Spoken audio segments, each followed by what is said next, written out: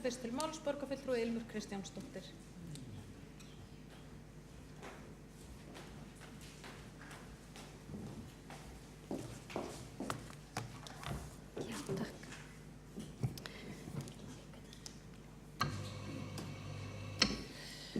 Forseti, ágætu borgarfulltrúar, ég ætla að fara aðeins yfir aðgerðaáætlun og fjárhagsaðstoð og árangur. Fjárhagsaðstoðin hefur verið oft og mikið á dagskrá velferðarráðs síðan ég byrjaði og svo sem ærin ástæða til. Þetta er stór liður í kostnaði borgarinnar og auðvitað snýst líka að auka lífsgæði fólks. Það er ekki lífsgæði að vera á fjárhagsaðstoð og já, þannig að ég ætla bara að byrja þessa kynningu. Sviðsstjóri Stefán Eiríksson fór yfir þetta í borgarráði síðastliðinn fimmtudag en það er bara fínt að fara yfir þetta. Hugmyndafræðin á bakvið aðgerðaáætlun fjárhagsaðstoðar eru sem sagt þessir 4 þættir.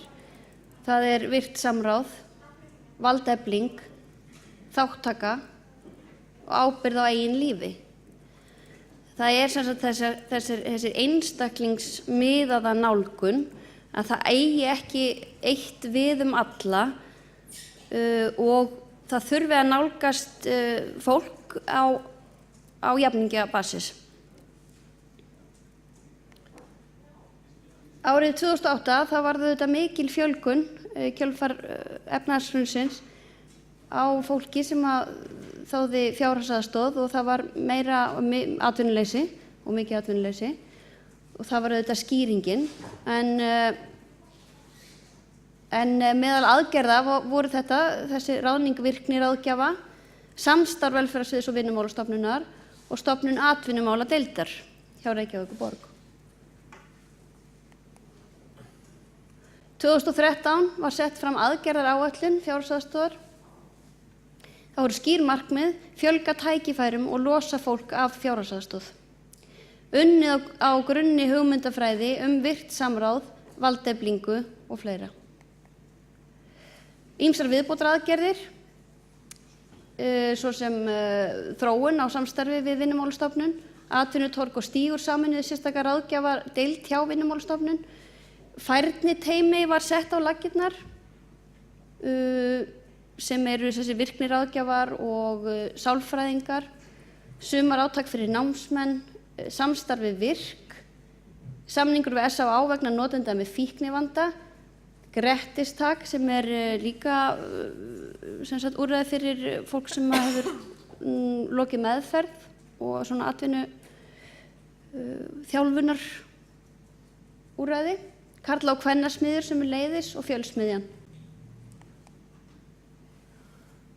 Árin 2015 til 2016 var aðgerðaráætlun endurskoðuð og sett fram í samræmi við breyttar aðstæður í samfélaginu.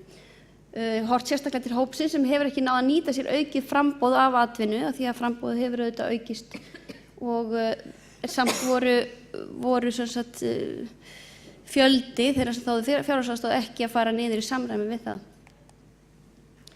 Ný verkefni og leiðir, það er samstarfi Intellekta sem hjálpar sérstaklega háskólamenntuðum þiggjendum fjárhagsaðstoðar að finna starf, Gæfuspor sem samvinna við Geðheilsumiðstöð Breiðholts og hjálpar konum að vinna sig í gegnum áföll. Samstarfi Mými, Símenntun, Fræðslumiðstöð atvinnulífsins, tilraunaverkefni Tinna sem var einmitt styrkt af velferðarráðuneytinu og miðar að því að hjálpa einstæðum foreldrum í svona heildstæðri ráðgjöf og nálgun. Notendasamráð og niðurstöður rýnihóps sem við vorum nýlega að fá. Það var notaður gömul rannsókn frá 2012 að fengi ný rýnihópur til að skoða sérstaklega hvað upp á vantaði og með áherslu á menntun og listastarf. Og þetta er árangurinn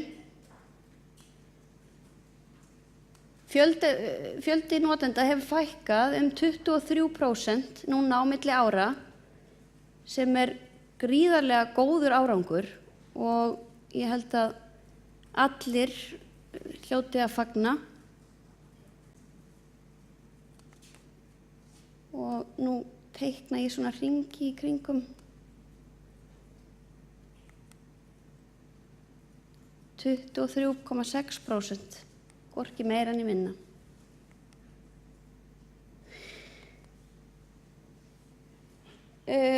Heimildagreiðslur, aðeins að því það hefur aðeins verið að talað barnafólk sem hefur þegið fjárhagsaðstoð og þeirra aðstæður. Það hefur verið eini liðurinn sem hefur verið sérstök áhersla á að sé aukinn.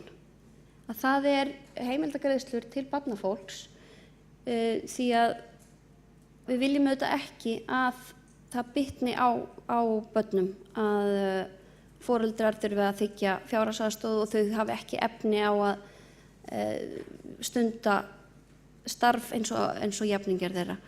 Og þess vegna geta foreldrar sem eru á fjárhagsaðstoð fengið styrk til þess að börnin þeirra stundi tómstundastarf, fái sálfræði aðstoð og svo framvegis.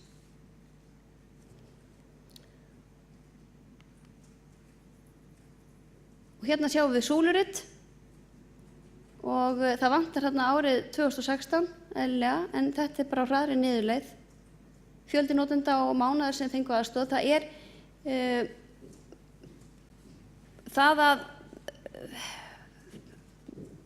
það var svona aðeins breytt vinnulag á síðasta ári að það var byrjað að vísa strax til Vinnumálastofnunar. Áður hafði það verið þannig að þeir sem fengu fjárhagsaðstoð til framfærslu fengu ráðgjöf og var ekki vísað fyrir en málið þeirra var komið í eitthvað ferli af vinnslu.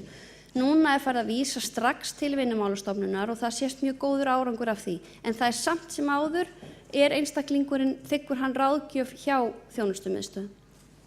Og hann í einstaklingsmiðaðri ráðgjöf á vegum borgarinnar.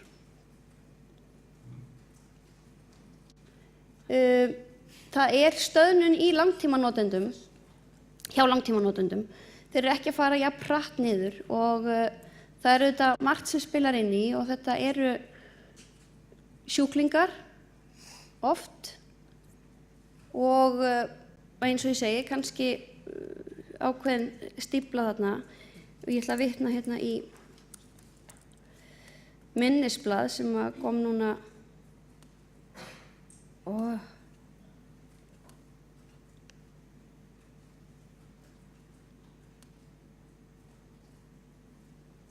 sýnir mér þolinmæði af því hún læstist tölvan mín.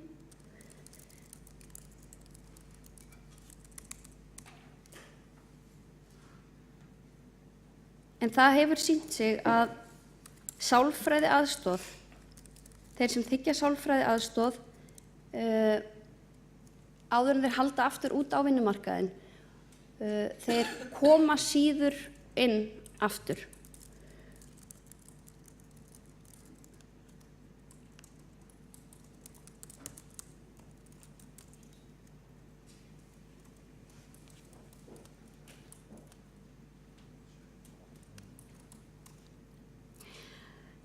Það ánægjulegt að sjá, sem nú vitna ég í minnisblaði, að viðtakendum fjárhagsaðstoðar að fækka en að sama skapi áskorun innan félagslegra ráðgjafar að ná betur til þess hóps sem situr eftir.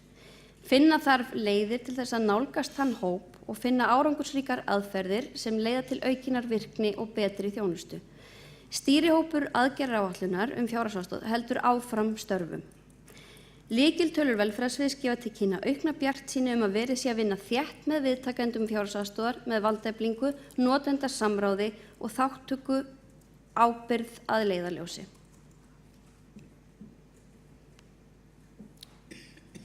Ég ætlaði að lokum að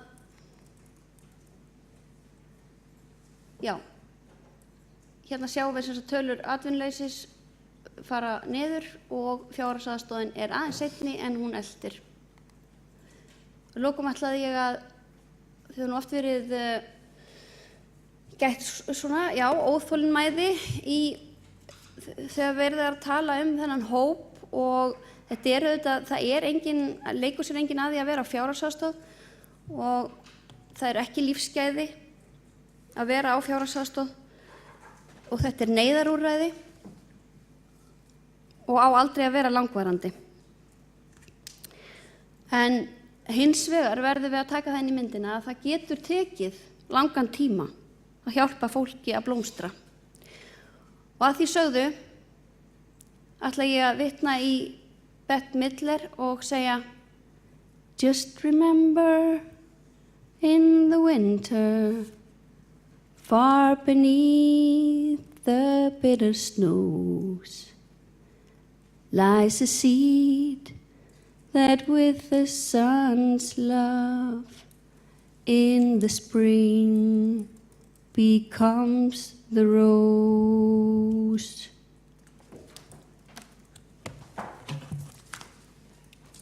Borgarfulltrúi Ilmur Kristjánsdóttir hefur lokið máli sínu og þá Magnús Már Guðmundsson, borgarfulltrúi næstur á mælendaskrá.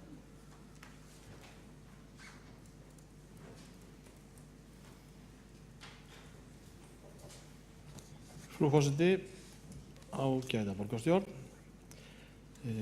Líkt og fram hefur komið hér í umræðinni þá hefur Reykjavíkurborg náð góðum árangri að undanförnu í að fækka hópi þeirra Reykvíkinga sem þurfa fjárhagsaðstoð til framfærslu að halda. Notendum í janúar til mars 2016 fækkaði tæplega fjórðung miðað við sama tímabil árið 2015. Að ræða 455 einstaklinga sem sambærilegur fjöldi og býr í Vík í Mýrdal og öllum Mýrdalshreppi. Stærð hópsins sumuleiðis sambærileg við 7–8% stöðugilda hjá Reykjavíkurborg. Þannig að umtalsverðan fjölda að ræða og árangurinn ætti að vera öllum ljós. Módelið sem Reykjavíkurborg notar virkar mjög vel, en það byggir á fjölbreyttri þjónustu og ólíkum úrræðum. Markmiðið skýrt að fjölga tækifærum og losa fólk af fjárhagsaðstoð og koma þannig í veg fyrir að ákveðin hópur borgarbúa festist í viðjum fátæktar. Í auknum mæli hefur Reykjavíkurborg boðið fólki tækifæri til vinnu, náms eða sérstaks stuðnings í staðinn fyrir óvirkni sem getur hreinlega leitt til heilsubrests og félagslegar útskúfunar. Oftar en ekki að ræða ungmenni og það einkum unga karla. Bæta þarf lífsgæði þessa hóps sem glímir við andlega erfiðleika og komi veg fyrir að ungt fólk á fjárhagsaðstoð dragi sig í raun út úr samfélagi okkar og festist á fjárhagsaðstoð sem hræðilegt fyrir alla. Eins og oft hefur komið fram þá fjárhagsaðstoð neyðaraðstoð og samfélagslegt öryggisnet. Þeir sem ekki eiga rétt á atvinnuleysisbótum eða eru óvinnufærir fá aðstoð. Það mjög mikilvægt að fólk festist ekki á fjárhagsaðstoð og brýnt að veita því góðan stuðning svo að aðstæður hópsins versni ekki. Þetta hverjum og einum einstaklingi mikilvægt og samfélaginu heild sömuleiðis, meðal annars fjárhagslega, en á síðasta ári sparaðist hjá borginni tæplega hálfur milljarður króna vegna góðs árangurs hvað fjárhagsaðstoð varðar. Svo rifum aðeins upp það sem hefur verið gert undanfarin ára í kjölfar efnahagskreppunnar haustið 2008, brást Reykjavík við með ýmsum hætti vegna mikillar fjölgunar notenda fjárhagsaðstoðar. Má þar nefna að virkniráðgjafar voru ráðnir í upphafi árs 2010, atvinnutorg opnaði í febrúar 2012, Stígur þjónusta við atvinnuleitendur var stofnaður í mars 2014. Atvinnumáladeild var stofnuð á Reykjavíkurborg árið 2012, færniteymi með þjónustu fyrir óvinnufæra og matsteymið Velvirk hóf starfsemi árið 2014. Síðan þá hefur starfið verið eflt en frekar samstarfið Vinnumálastofnun tekið breytingum eins og borgarfulltrúi Ilmur Kristjánsdóttir kom hér inn á áðan og samstarf hafi við fleiri aðila og umfram allt úrræðum fjölgað. Fyrir utan þessi úrræði má nefna mörg önnur, SOA og velferðarsvið eru með samning þjónustu SOA við notendur fjárhagsaðstoðar sem glíma við fíkniefnavanda. Á grundvelli samningsins var ákveðið að ráðgjafar SOA hefðu fasta viðveru á þjónustumiðstöðvum borgarinnar. 200 einstaklingum að jafnað ári vísað frá þjónustumiðstöðvum í viðtal hjá ráðgjafa SOA. Auk námsaðstoðar á grundvelli reglna hafa átaksverkefnin Kvennasmiðja, Karlasmiðja og Grettistak jafnframt haft það að markmiði að hvetja einstaklinga til aukinnar menntunar og atvinnuþátttöku. Svo sem farið inn á þetta hérna áðan, en Grettistak samvinnuverkefni Tryggingastofnunar ríkisins og félagsþjónustu nokkurra sveitarfélaga, þar á meðal Reykjavíkurborgar. Þar endurhæfingarúrræði fyrir karla og konur 18 ára eldri sem hafa átt við félagslega erfiðleika og vímuefnavanda að etja. Endurhæfingarferlið er í formi námskeiða, endurmenntunar, þátttöku í fræðslu og hópastarfi. Svo er þáttakendum boðið í eftirfylgd í alltaf 2 ár eftir að endurhæfingu lýkur. Karlasmiðja er endurhæfingarúrræði fyrir karlmenn á aldrinum 25 til 45 ára sem glíma við heilsuvansvandamál á andlegum og eða líkamlegum toga hafa verið utan vinnumarkaðar. Hver hópur starfar í 1,5 ár. Kvennasmiðja er endurhæfingarúrræði fyrir mæður á aldrinum 24 til 45 ára sem hafa átt við langvarandi félagslega erfiðleika að stríða. Hefur gengið illa að fóta sig á vinnumarkaði eða í námi vegna heilsufarsvanda af andlegum eða vegna félagslegra aðstæðna. Líkt og í karlasmiðjunni útskrifast þátttakendur í kvennasmiðjunni eftir 18 mánaða endurhæfingu. Frá því að kvennasmiðjan hóf göngu sína fyrir áratug hafa hátt í 200 konur útskrifast þaðan. Þá kemur Reykjavíkurborg að rekstri Fjölsmiðjunar ásamt öðrum sveitarfélögum á höfuðborgarsvæðinu. Fjölsmiðjan er endurhæfingarúrræði fyrir ungt fólk á aldrinum 16 til 24 ára sem hefur flosnað upp úr námi, gengið illa að fóta sig á vinnumarkað og þarfnast sérstaks stuðnings. Frú forseti, á síðasta ári var aðgerðaráætlun fjárhagsaðstoð endurskoðuð og ný áætlun lögð fram í samræmi við breyttar aðstæður í samfélaginu. Horft var sérstaklega til hópsins sem ekki hefur náð að nýta sér framboð af atvinnu og hefur verið lengi á fjárhagsaðstoð. Sérstaklega hefur verið horft til einstaklinga sem vegna langvarandi erfiðleika og veikinda sem standa fyrir vikið utangarðs í samfélag okkar og eiga hættu að einangrast félagslega, líkt og ég minntist hér á áðan. Hugmyndafræði nýrrar aðgerðaráætlunar byggist á 4 hugtökum: virku samráði, valdeflingu, þátttöku, ábyrgð á eigin lífi. Fjárhagsaðstoð er neyðaraðstoð, eins og margoft hefur komið fram. Markmiðið er að draga úr fjölda þeirra einstaklinga sem þurfa á fjárhagsaðstoð að halda til langs tíma. Það sem áherslan er lögð á ábyrgð einstaklinga. Í október síðastliðnum var ljóst að það var byrjað að fækka verulega í hópi Reykvíkinga sem þurfa á fjárhagsaðstoð til framfærslu á að halda, en notendum í janúar til ágúst 2015 fækkaði 9% miðað við sama tímabil árið 2014. Þessar tölur héldu síðan áfram að batna og eins og áður sagði fækkaði notendum fjárhagsaðstoðar til framfærslu á fyrstu 3 mánuðum þessa árs tæp 24% samanborið við árið áður, eða úr 1924 í 1469 manns. Heildarútgjöld Reykjavíkurborgar til fjárhagsaðstoðar lækkuðu ríflega 20% vegna fækkunarinnar. Á síðasta ári náðist sömuleiðis góður árangur af átaksverkefnum sem miða því að koma fólki á fjárhagsaðstoð í vinnu og komst rúmlega 70% þeirra sem vísað var í úrræði á vegum Vinnumálastofnunar í starf eða nám.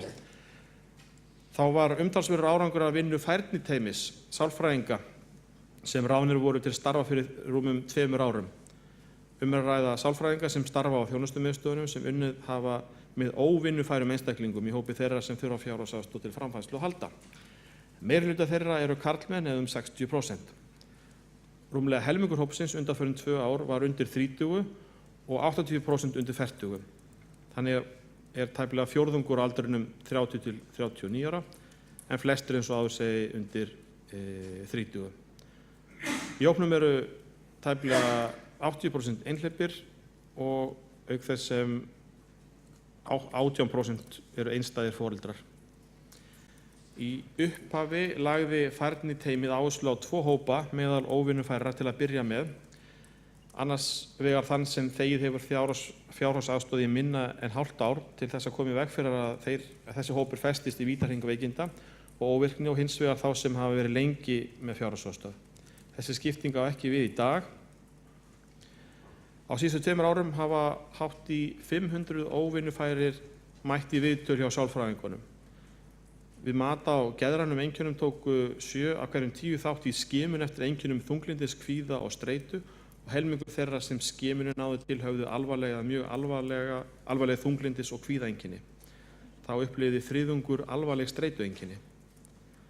Sálfræðingarnir hafa að auki haldið sjálfstyrkingarnámskeið sem byggir á fræðslu, umræðu og einstaklingsverkefnum. Þar er fjallað einkenni kvíða, þunglyndis, streitu og félagsfælni og hvaða leiðir eru færar. Einnig er á námskeiðunum meðal annars fjallað svefnvanda, tímastjórnun, daglega virkni, sjálfstraust og atvinnuleit. Meir en helmingur þeirra sem vísað var í viðtöl til sálfræðinganna hafa hætt með fjárhagsaðstoð. Þriðjungur fár á endurhæfingarlífeyri, fjórðungur í vinnu og hluti hópsins á örorku. Það er ljóst að samstarf ráðgjafa og sálfræðinga á þjónustumiðstöðvunum hefur skilað góðum árangri í að hjálpa óvinnufærum til bata eða í viðeigandi virkni eða endurhæfingu. Velferðarráð ákvað í nóvember á síðasta ári að fela velferðarsvið að stofna rýnihópa með einstaklingum utan sviðsins sem hafi það hlutverk að móta tillögu að breyttum áherslum í framkvæmd og skipulagi fjárhagsaðstoðar. Meðal annars voru fengnir að borðinu núverandi og fyrrverandi notendur fjárhagsaðstoðar. Meðal þess sem hópurinn leggur til er að notendur fjárhagsaðstoðar fái að rækta áhugamál sín, að nýta frístundamiðstöðvar með það að leiðarljósi að styrkja og hvetja til klúbbastarfs, leggja áherslu á gildi sjálfboðaliðastarfs sem leið fyrir fólk til að láta gott að sér leiða, tala fyrir auknu samstarfi milli Reykjavíkurborgar og atvinnurekenda og að hvatning þurfi að vera til staðar fyrir atvinnumarkaðinn að bjóða upp á hlutastörf og koma á fót gagnagrunni fyrir ráðgjafa með lista yfir öll námskeið sem standa til boða. Listin gæti haldið upplýsingar námskeið, sjálfboðaliða störf og tómstundir sem eru í boði bæði innan og utan borgarkerfisins. Allt gagnlegar og fínar ábendingar sem þessar hugmyndir og þessar pælingar eru unnið með inn á borði velferðarsviðs. Frá síðasta ári hefur viðtakendum fjárhagsaðstoðar eins og fram hefur komið fækkað talsvert en að sama skapi hefur þjónustuþyngdin aukist hvað varðar félagslega ráðgjöf og að finna úrræði og virkni við hæfi líkt og fram kemur í minnisblaði sem lagt var fyrir velferðarráð í síðastliðnum apríl. Áhersla hefur verið lögð á að vinna með viðtakendur fjárhagsaðstoðar út frá einstaklingsáætlun hvers og eins með það að markmiði að sporna við aðgerðarleysi. Frá áramótum hefur úrræðum velferðarsviðs verið fjölgað enn frekar til að koma til móts við ólíkar þarfir notenda og nefni ég hér 4 dæmi sem borgarfulltrúi Ilmur Kristinsdóttir kom líka inn á. Fyrir það fyrsta samningur við Intellecta sem felur í sér að veita atvinnulausum einstaklingum sem hafa verið 12 mánuðir eða lengur með fjárhagsaðstoð, eru eldri en 30 ára og hafa háskólamenntun eða iðnmenntun og veita þessum hóp markþjálfun, ráðgjöf og sálfræðiviðtöl yfir 16 til 18 vikna tímabil. Það sem af árs hafa 30 einstaklinga frá öllum þjónustumiðstöðvunum tekið þátt. Samningurinn er árangurstengdur.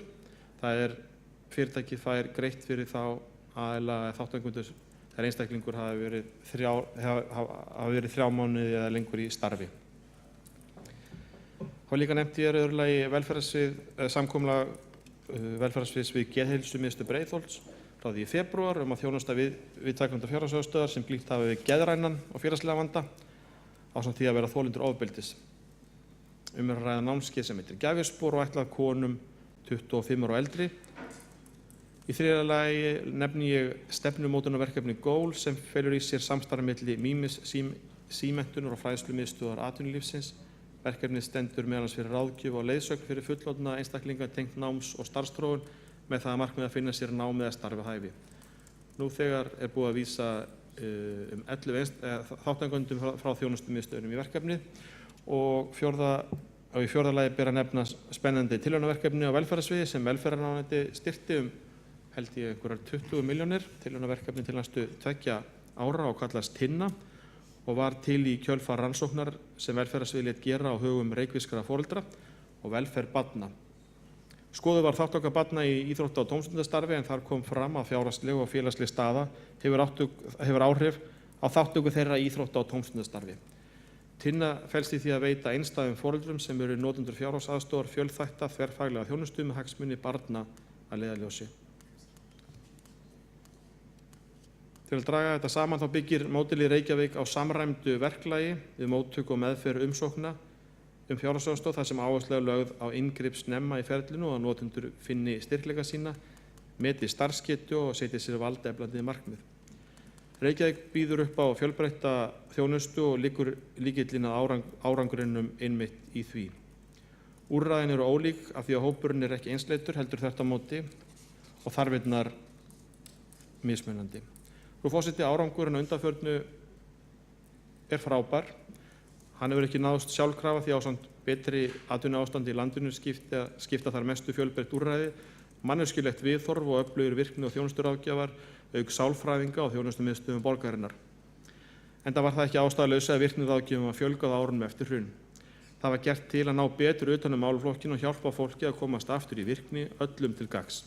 Þess vegna er mikilvægt að halda áfram á sömu braut, enda öllum vonandi orðið ljóst að Reykjavíkurmódelið virkar. Magnús Már Guðmundsson, borgarfulltrúi, hefur lokið máli sínu og þá er Heiða Björg Hilmisdóttir, borgarfulltrúi, næsta mælendaskrá.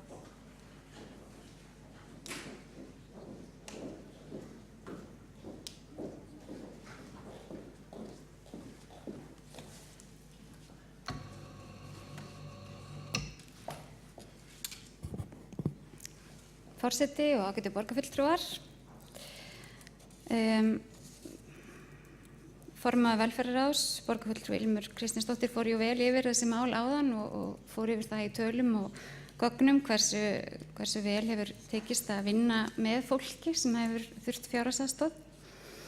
Þannig að ég ætlaði svo sem ekkert að fara yfir það, en kannski að taka aðeins punktinn með varðandi heilsu fólk sem er fjárhagsaðstoð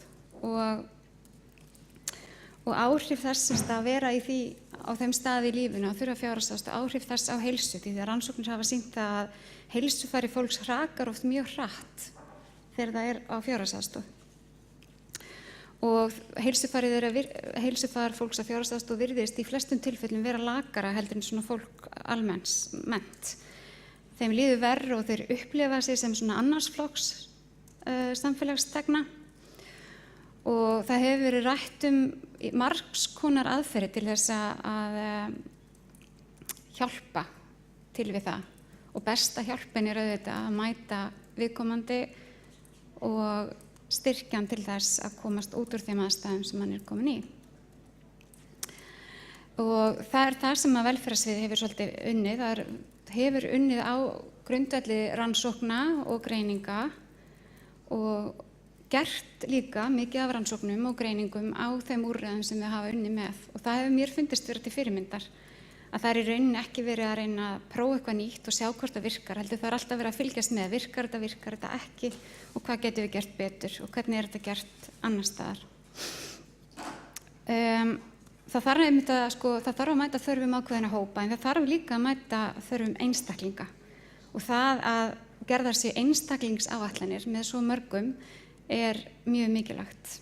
Og mér finnst mjög mikilvægt að við vinnum áfram að þessum málum með svona umhyggju og kærleik til þeirra borgara sem þurfa á þessum stuðningi og þessari hjálp að halda. Þetta er auðvitað neyðaraðstoð eins og hér hefur komið fram. Það á enginn að þurfa að vera lengi á fjárhagsaðstoð. Þú ert komin í ákveðna neyð þegar þú ert komin á þennan stað og þú þarft mjög fjölþætta hjálp og stuðning. Auðvitað væri langt best ef enginn þyrfti fjárhagsaðstoð og að samfélag okkar væri þannig að það væri bara rúm fyrir alla á vinnumarkaði, sama hvernig þeir eru og sama hverjar aðstæður þeir eru, en það er ekki þannig. Og að meðan það er ekki þannig, þá þurfum við að bregðast við því. Skólarnir okkar eru heldur ekki þannig að það sé pláss fyrir alla. Framhaldsskólarnir okkar eru ekki þannig úr garði gerðir að það sé pláss fyrir alla. Þannig að þetta tengist líka mjög því sem við höfum oft rætt hérna að reyna að hindra brottfall úr framhaldsskóla. Ef að hæfileikar og kraftar allra nýttust til verðmætasköpunar og þátttöku í samfélaginu, þá myndum við öll einhvern veginn verða svo mikið ríkari. Og ég held að við sem erum að stjórna sveitarfélögum, þeir sem eru að stjórna ríki eða fyrirtækjum eða hvað það er, við þurfum alltaf að hafa þennan hóp í huga og heilbrigði allra. Og ég til dæmis, ég get ekki alveg gert mig grein fyrir því hvaða áhrif breytingar á framhaldsskólum landsins munu hafa til dæmis á þennan hóp. Við vitum að nú er 25 ára og eldri, framhaldsskólar eru ekki lengur opnir fyrir þann aldurshóp og það hentar að mörgu leyti ekki þeim sem við erum aðstoða þarna, því margir eru ef til vill búin að eyða tímanum í annað en að vera í framhaldsskóla. Þegar þeir eru orðin 25 ára og vilja fara að taka á sínum málum, þá eru þær dyr jafnvel lokaðar. Við þurfum líka að vakta hvaða áhrif breytingar á lánasjóð munu hafa á þennan hóp, og við þurfum líka að vakta hvaða áhrif aukin kostnaðarþátttaka í heilbrigðiskerfinu mun hafa áhrif á þennan hóp. Og ég held að þetta er allt svona eitthvað sem við þurfum bara að fylgjast með og sjá hvað gerist. Við sáum að það fjölgaði fólki í fjárhagsaðstoð þegar atvinnuleysisbótatíminn var styttur, og við höfum líka séð það að á meðal þeirra sem fá fjárhagsaðstoð til framfærslu hefur hlutfall 67 ára og eldri vaxið, og þar að ræða til dæmis fólk sem hefur takmörkuð lífeyrisréttindi og hefur í rauninni engin önnur úrræði. Jafnvel komið hingað á grundvelli fjölskyldusameininga eða sem einhver aðstoð, og þarna eitthvað sem við þurfum að skoða bara í samstarfi við ríkið. Því þarna eru komin langtíma notendur, og fjárhagsaðstoð ekki hugsuð sem langtíma úrræði til framfærslu. Og síðast þegar ég vissi, þá voru 43 af þeim einstaklingum sem eru á fjárhagsaðstoð til framfærslu í Reykjavík, sem sagt eldri en 67 og ættu í rauninni að vera að fá ellilífeyri eða lífeyri eða hvað sem má kalla þetta í dag. Þannig við þurfum virkilega að vanda okkur áfram við þetta verkefni, og það eru þetta frábært að vel takist til, sérstaklega fyrir það fólk sem hefur fengið stuðning og hjálp til þess að fara út í samfélagi og taka þátt. Það er ótrúlegt að hitta þannig fólk sem hefur jafnvel verið lengi í vímuefnaneyslu eða einhvern veginn mist fótana í lífinu, fengið styrk til þess að stíga aftur inn í lífið og jafnvel inn í skóla. Og hvert og eitt svona dæmi gefur manni svo mikinn kraft. Ég hitti daginn stelpu sem var einmitt byrjuð í háskólanum, fekk til þess styrk í gegnum Grettistak sem úrræði á vegum Reykjavíkurborgar, 18 mánaða úrræði þar sem fólki fylgt eftir í lengri tíma, og það var bara reynilega dásamlegt að hitta hana og sjá einhvern veginn hvað hún var full sjálfstrausts og einhvern veginn búin að skilja bakvið sig það sem hún hafði áður verið í. Þannig við þurfum virkilega að vanda okkur við þetta verkefni áfram, og markmið eru þetta bara að styðja fólk og hjálpa þeim til þess að hjálpa sér sjálfum með umhyggju og virkni og kærleika.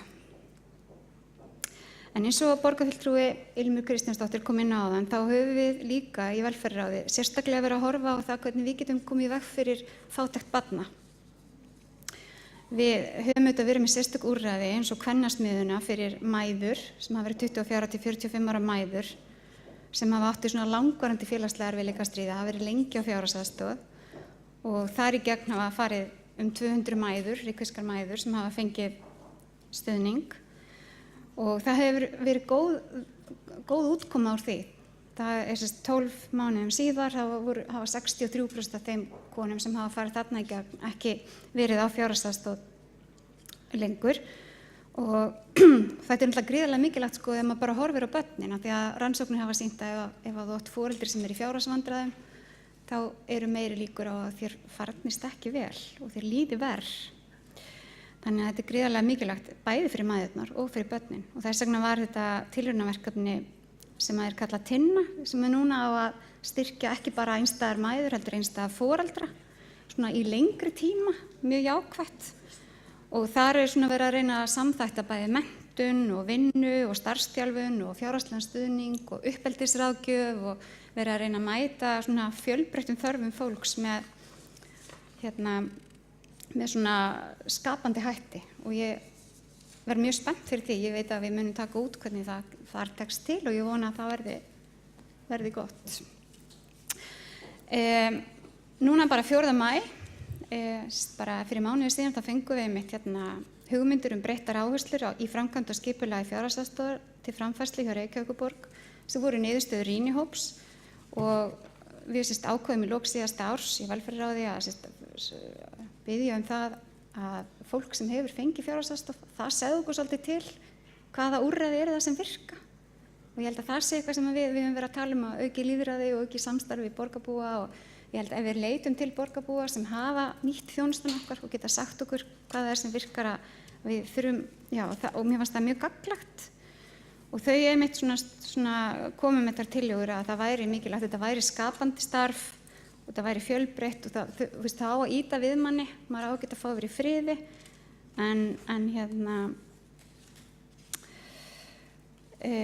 og í þessu voru svona margvíslegar tillögur sem við eigum bara eftir að setja í farveg að vinna með. En til dæmis var hérna eitt þörf á fleiri vernduðum atvinnuúrræðum fyrir einstaklinga í neyslu.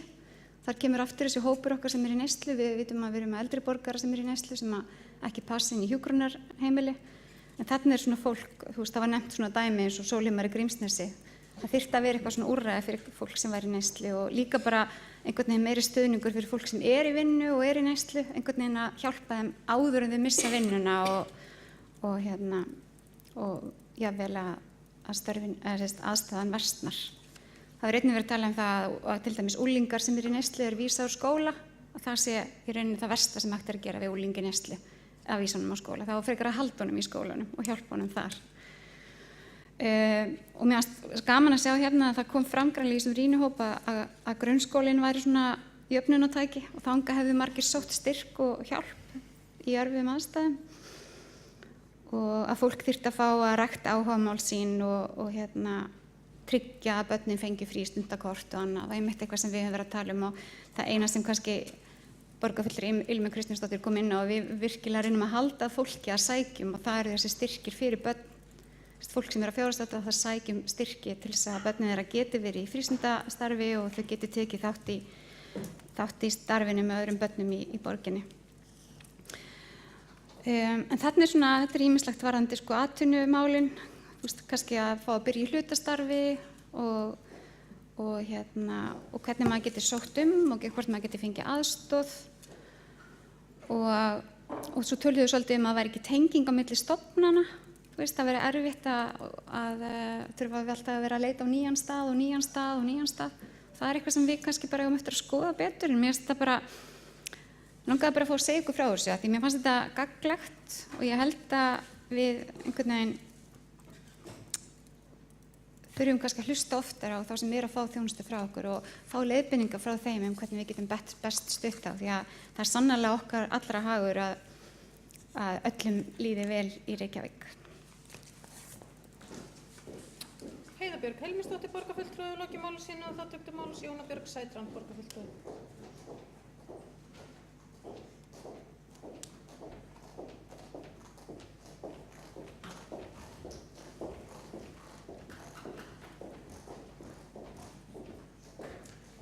Forseti og ágæta borgarstjórn.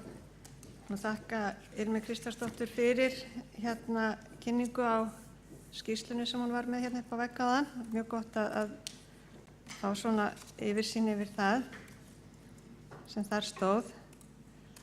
Og ég vil þakka Heiðu Björgu Hilmisdóttur fyrir borgarfulltrúa fyrir að taka fyrir meðal annars það sem hún sagði áðan um Tinnu-verkefnið. Ég held að það sé gríðarlega mikilvægt verkefni. Og við þurfum að huga mjög vel að hvað ég var að kalla leyndri fjárhagsaðstoð og þá ég við það að fólk sem er virkilega í neyð, barnafjölskyldur, að þær geti fengið fjárhagsaðstoð án þess að það sé mjög áberandi. Og nú er mér hugsað til barnanna í grunnskólanum, 25 manna bekkur, 25 afmæli yfir árið, 500 til 1000 krónur er aðgangur með henni í afmælið. Og það er alveg hrikalegt ef að börn get ekki fengið að fara í afmæli til bekkjarfélaga sinna vegna þess að það er ekki til peningur. Þannig að það er fjárhagsaðstoð sem er brýn á svo margan hátt. Við gleymum stundum að hugsa út í alla þessa anga, út í allt þetta sem að við erum kannski ekki að hugsa daglega. Þú nefndir jú Heiða Björg Hilmisdóttir, borgarfulltrúi, nefndi frístundakortið. Það er náttúrulega mjög brýnt að það sé til staðar og börnin geti fengið, eða foreldrarnir geti fengið stuðning til þess að börnin geti nýtt sér frístundirnar. Það er svo margt sem við þurfum að skoða og ég tek heils hugar undir þetta sem var nefnt hérna áðan, að spyrja fólkið sem hefur þegið aðstoðina hvers er mest þörf. Nú það var nefnt hérna líka varðandi fólk í neyslu, sumir gagnrýna það að fólk í neyslu sé að fá fjárhagsaðstoð. en ég held að við getum ekki sett okkur á það háan stall að við séum að gagnrýna það.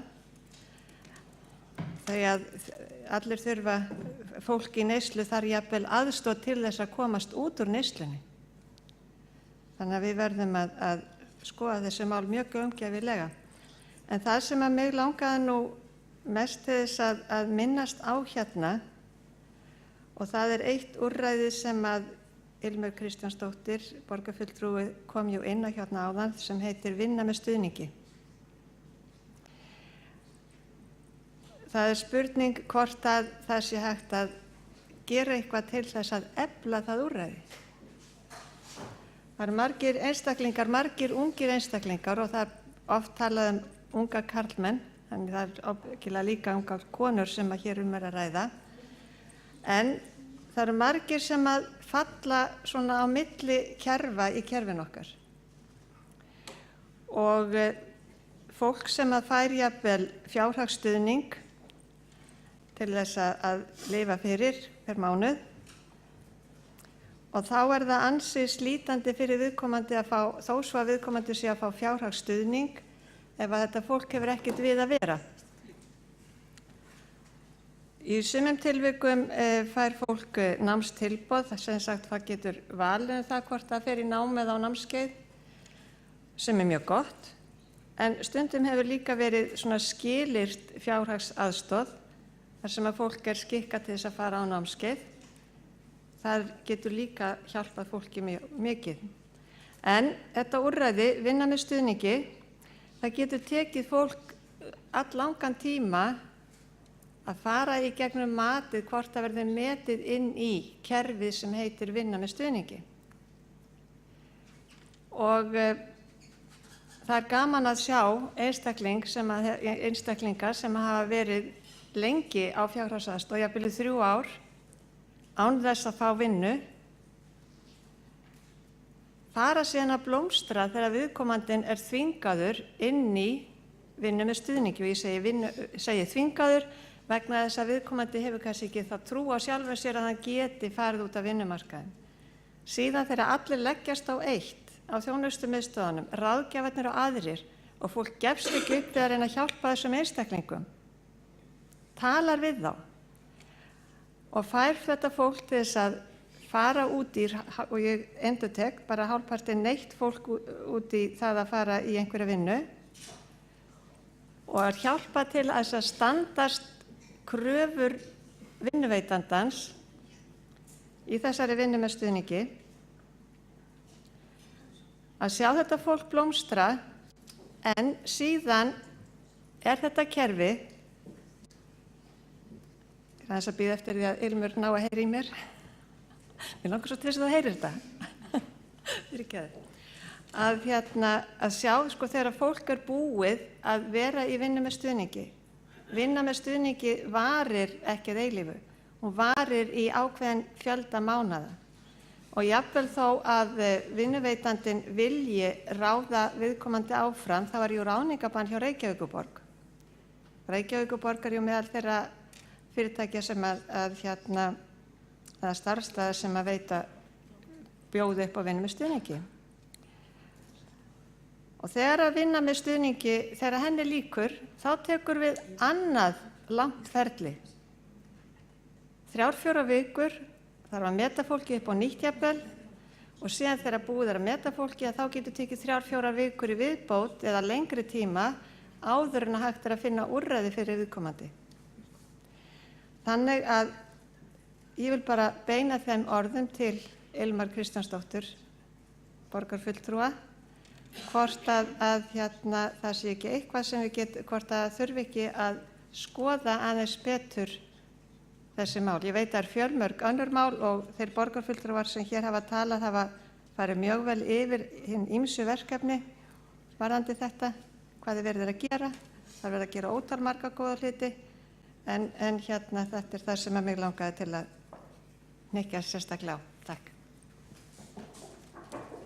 Jóna Björg Sætran, borgarfulltrúi, hefur lokið máli sínu og borgarfulltrúi Ilmur Kristjánsdóttir hefur óskað eftir að veita andsvar við ræðu borgarfulltrúans.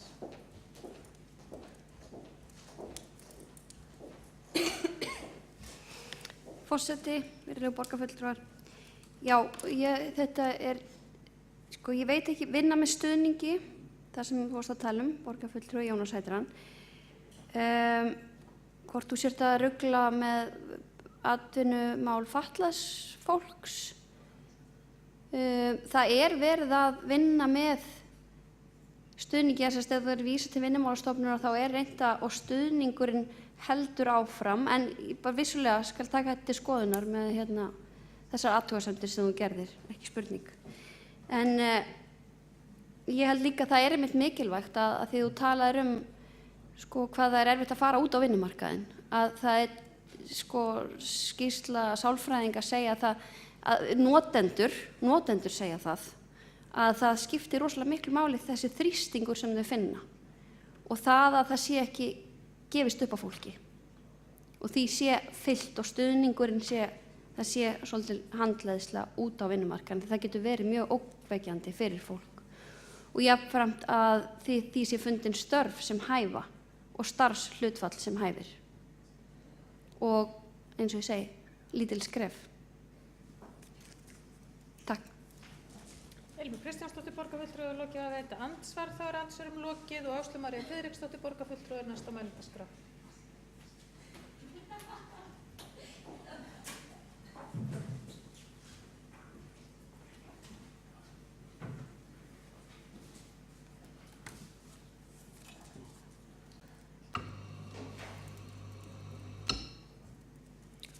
Forseti og borgarfulltrúar, mér langar nú að bara byrja því að bara taka undir þá gleði og bara þá ánægju að við séum loksins að sjá fækkun fólks og fjárhagsaðstoð í Reykjavík.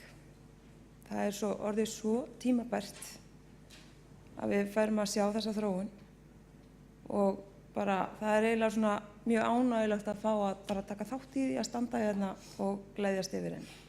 Því þetta búið að vera 5 ára mikil barátta, mjög mikil barátta, bæði í velferðarsviði og hér í borgarstjórn hvernig ætti að vinna málum þannig að við færum að sjá einhvern árangur.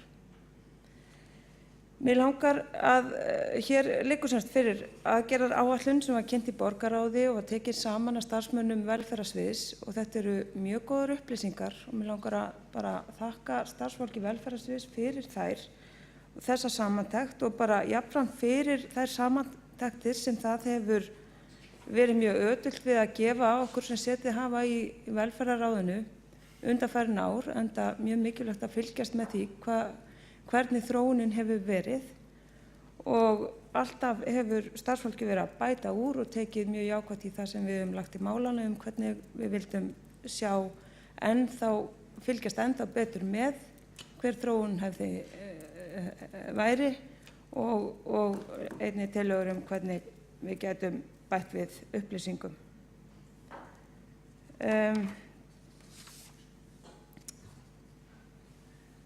Já, ég sagði 5 ár vegna þess að það eru 5 ár, það 2000 og lengra síðan í raun og veru sem við fórum að kljást við fjárhagsaðstoð vandann. Því að við vissum alveg hvað væri framundan árið 2009.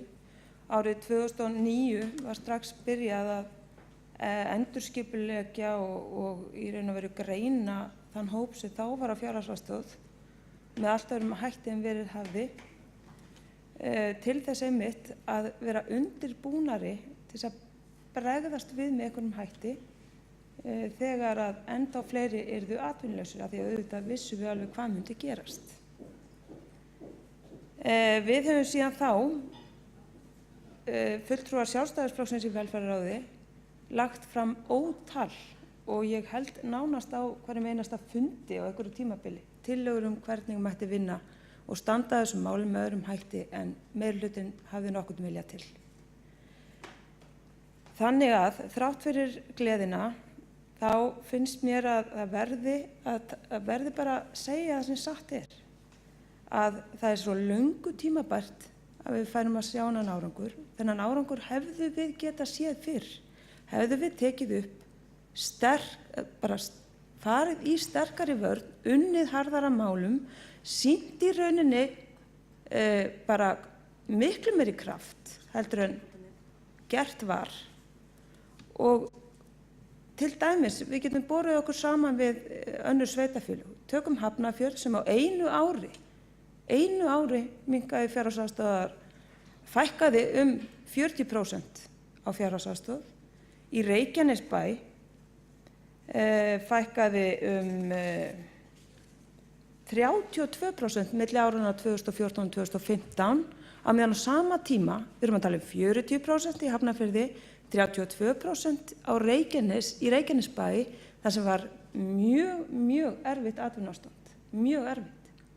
Þá það sama að gerast í Reykjavík að það fækkar 8%. Vegna þess alfarið að stefna meirihlutans í Reykjavík hefur verið svo slök gagnvart fjárhagsaðstoðinni. Hún hefur verið svo slök, það hefur ekki verið neinn vilji til þess að fara og breyta. Ef það hefur verið vilji, þá hefur ekki verið unnið að honum, það hefur enginn einhvern veginn, allavega þá, ekki nema bara stjórnunin sé svo lélega að það hefur ekki verið hægt, ég veit það ekki. En það verður að taka þetta fram í þessari umræðu, því að þó að gleðin sé mikil, þá sagan svört. Þá sagan svört og hún skrifast á meirihlutann. Því miður. Svo finnst mér, og við náttúrulega tókum bara af einhug undir þá tillögu sem lögð var fram loks í október 2015, sem sagt fyrir 7-8 mánuðum síðan, var lögð fram tillaga að aðgerðaráætlun og við studdum hana öll sem eitt í velferðarráði.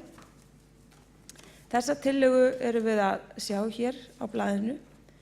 Hins vegar það mitt mat að það sé allt of snemmt að nota eins og PR-fulltrúar meirihlutans, þegar ég veit bara ekki alveg hverjir pökkuðu þessu svona fallega saman eins og framkemur í fjölmiðlum, að Reykjavíkurmódelið þetta sé að skila þeim árangri, þessum ægilega góða árangri. Þarna verið að, það ekki verið að fara með rétt mál. Það liggja ekki fyrir tölur að þessi aðgerðaáætlun sé að skila þessu með þessum hætti að megi fullyrða árangurinn. Og þetta kom reyndar fram hér í máli borgarfulltrúa Magnús Más Guðmundssonar, held ég. Og þannig að fólk veit þetta hér, en það svolítið verið að leika þennan leik að þakka sér fyrir eitthvað sem kannski ekki alveg rétt að gera. Mér langar bara að hlutirnir séu þá sagðir bara rétt eins og þeir liggja fyrir mér, því nóg hefur verið rætt og nóg hefur verið lagt til. En það var ekki hægt að taka upp Hafnarfjarðarmódelið sem samt sýndi 40% árangur, því að meirihluti Reykjavík þurfti að búa til Reykjavíkurmódelið og kallar nú yfir sig mikla hamingju vegna þess að hann sé að skila svo miklum árangri. Það liggur hins vegar ekkert alveg fyrir að hann sé að gera það. Þrátt fyrir að þetta sé afar gleðilegt að fækkunin eigi sér stað. Þá það örugglega að einhverju leyti og miklu leyti efnahagsástandið og atvinnuleysi, það litla atvinnuleysi sem við búum í dag, eins og fram kom hér í máli borgarfulltrúa. Það eitt annað sem bara svona mest stakk mig þegar ég las yfir öll þessi gögn, og það var að við erum enn að glíma við stóran hóp þeirra sem eru á fjárhagsaðstoð. Þeir eru ekki á fjárhagsaðstoð vegna neins annars en þess að þeir hafi ekki vinnu. 42% þeirra sem voru á aðstoðinni 2015 eru þar vegna atvinnuleysis og ekki neins annars.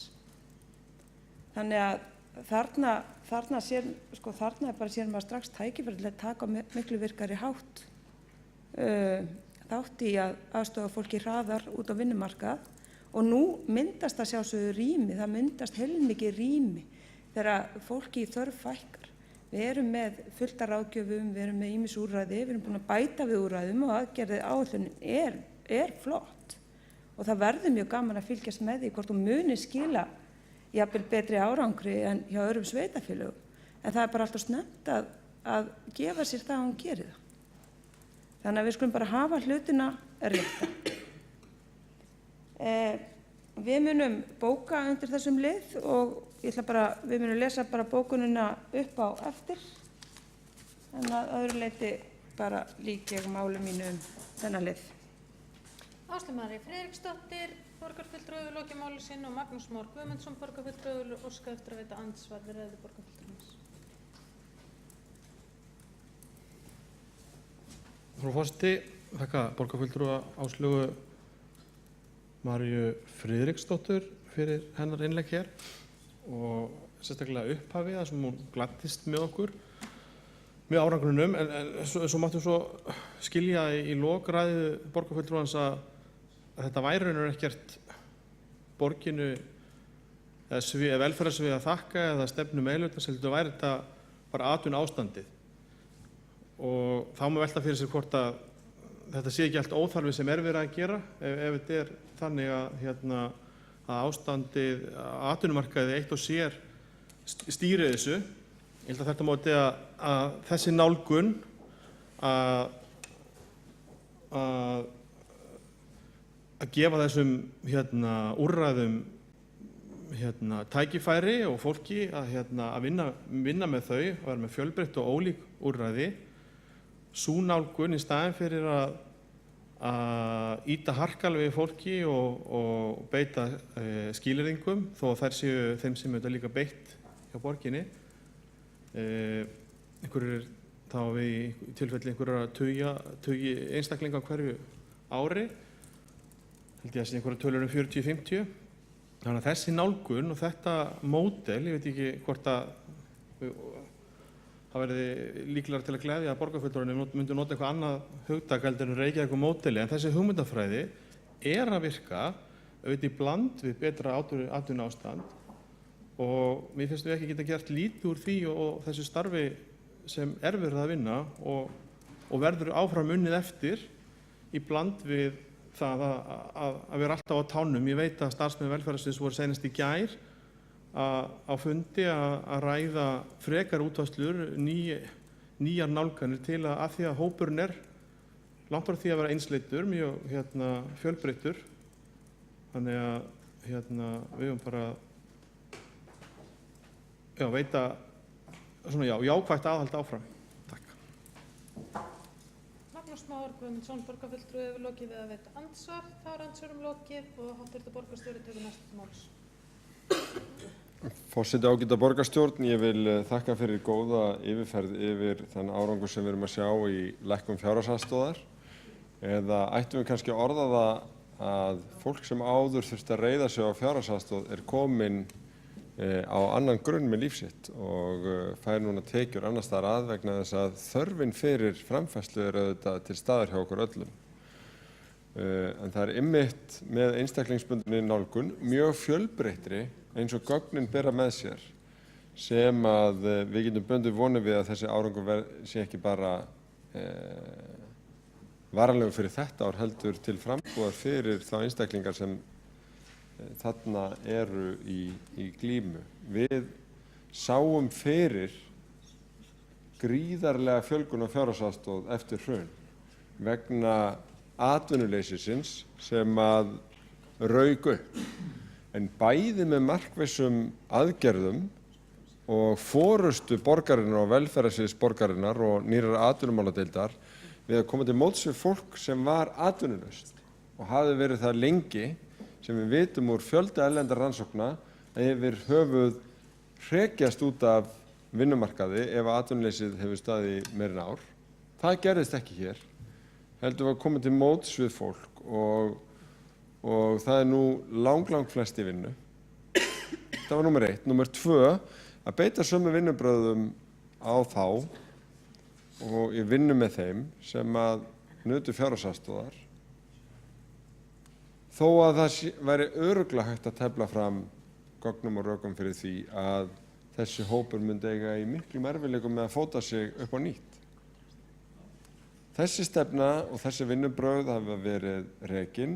Við höfum lært í hverju skrefi og það er mjög mikilvægt. En það er fyrir forystu, skipulag og metnað velferðarsviðs og velferðarráðs sem þetta hefur tekið svona vel. Þetta er mjög mikið þolinmæðisverk og mjög margir sem að hafa verið með úrtöluraddir á leiðinni. En ég held að nálgunin hafi einkennst af virðingu fyrir fólki og metnaði fyrir mikilvæg verkefni og ég lýsi þeirri von minni að það verði áfram leiðarljósið því að verkefnin er ekki lokið. Það er gríðarleg í raun endurnýjun í hópnum sem er jákvætt að því leyti að gegnumstreymið kerfið er í raun meira en svona meðaltalstölur áran að segja, en leið er það neikvætt að einhver þurfi á tímabundinni aðstoð að halda, en tímabundin á hún að vera og ég held að það eigi að vera metnaður okkar að hún sé tímabundin, en ég get ekki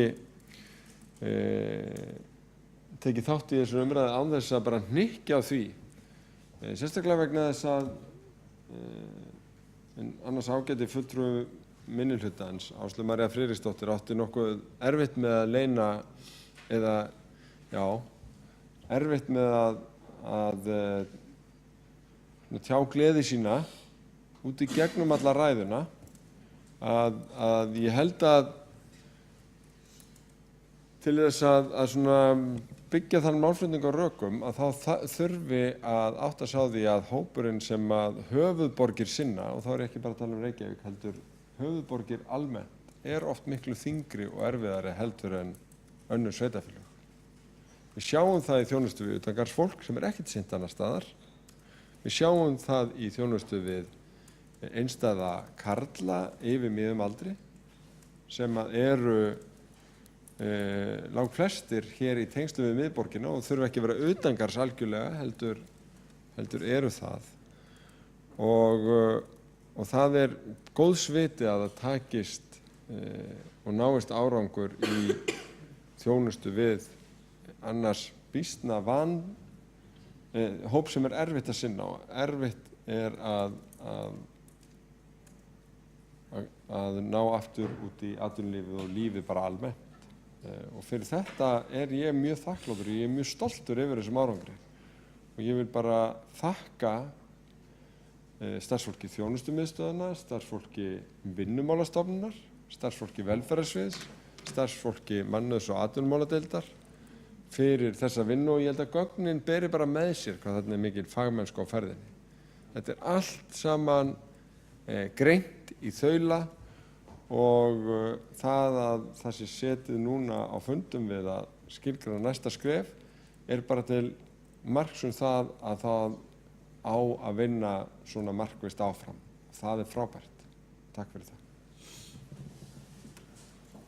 Háttvirtur borgarstjóri hefur lokið máli sínu og þá tekur Ilmur Kristjánsdóttir borgarfulltrúi til máls.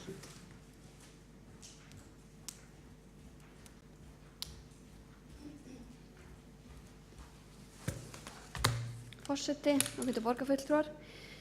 Já, ég vil nú bara byrja á því að þakka ykkur fyrir þessar umræður og nota tækifærið og þakka borgarfulltrúa Áslaugu Maríu Friðriksdóttur fyrir bara hennar þátttöku í þessum umræðum og sitt innlegg í þetta í gegnum árin og í velferðarráði. Líflegar umræður hafa oft skapast og ég er svo sem ekki sammála, við séum alltaf svo ósammála. Við tókum fyrir eða fellt margar tillögur frá Sjálfstæðisflokknum. Við felldum tillögu lækkun grunnfjárhæðar eftir að hafa farið í gegnum mjög ítarlegar umræður þau mál, að það kæmi mest niður á þeir sem væru verst settir og ekki síst börnum. Við vorum sammála að stofna rýnihóp sem að hafði það markmið sem sagt að, svo ég lesi hérna tillöguna, velferðarstofnunar rýnihóp með einstaklingum utan sviðsins sem hefur það hlutverk að móta tillögur að breyttri áherslu í framkvæmd og skipulagi fjárhagsaðstoðar Reykjavíkurborgar. Hópurinn skal skipaður fulltrúa grunnskóla, fulltrúa framhaldsskóla, fulltrúa skapandi greina, fulltrúa tækni og iðnnáms, fullorðinsfræðslu og fulltrúa notenda fjárhagsaðstoðar. Já, og sérstaklega ekki skal beina sjónum sínum sérstaklega að þeim sem eru á aldrinum 18 til 25 ára. Auðvitað brýnt að reyna að ná til þessa yngsta hóps með þessum fjölbreyttustum hætti. En í til dæmis tillögu þessa hóps þá kemur fram að þörfur á tengingu og samstarfi milli listastofnana og samfélags til þess að auka jöfnuð, leggja ætti ríkari samfélagsgildir og þær menningarstofnanir sem þykja peningar frá Reykjavíkurborg. Þeir einstaklingar sem eru í efri fjárhagslegri stöðu, til dæmis notendur fjárhagsaðstoðar, fái aðgang að menningarkortinu og því sem starfsmenn Reykjavíkurborgar fá, samræma menningarfræðslu innan grunnskólakerfisins. Já, þessar tillögur eru allar til skoðunar hjá velferðarsviði, en ég held nefnilega að við séum í grunninn öll sammála og það er auðvitað að auka lífsgæði þessa hóps. Það fer enginn á fjárhagsaðstoð nema í neyð, það kýs enginn að vera á fjárhagsaðstoð og ef hann heldur að hann kjósi það þá er hann á villigötum. En það er að mæta einstaklingnum og það er að auka sjálfsvirðingu hans og það er að koma honum út á vinnumarkaðinn eða í virkni þannig að hann virki sem samfélagsþegn og sé þannig að auka sína sjálfsvirðingu og svo framvegis. En ég legg líka áherslu á að þetta er gríðarlega fjölbreyttur hópur og við höfum kannski tilhneigingu til þess að setja eitt mark á þennan hóp. Já, þetta eru hópar á öllum aldri í alls konar stöðu og hefur fjölbreyttar þarfir. En við höldum bara áfram veginn og auðvitað eru allir jákvæðir og glaðir en það eru líka allir meðvitaðir að það þarf að halda áfram. Höldum áfram. Takk.